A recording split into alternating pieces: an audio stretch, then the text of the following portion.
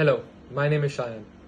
I'm 16 years old and I have one question for the government of the UK.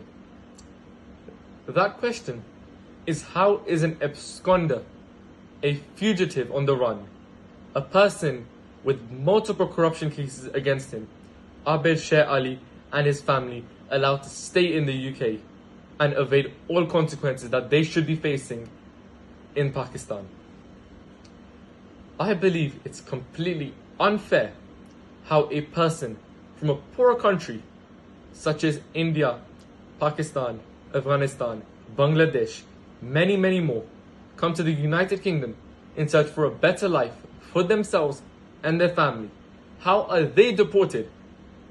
But a person, a fugitive, such as Abid Sher and his family, who have caused chaos not only in Pakistan, but now they're causing chaos in the UK as well, as seen on the 20th of July. How are they allowed to stay here and live off the money of the Pakistani taxpayers? Is it because they spend millions of pounds in an investment in the UK? It's not fair. It can't be one rule for us and another for them.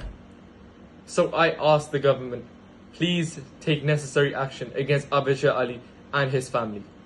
Give the people the justice that they deserve and stop them from causing any more chaos in the United Kingdom. Thank you very much and take care.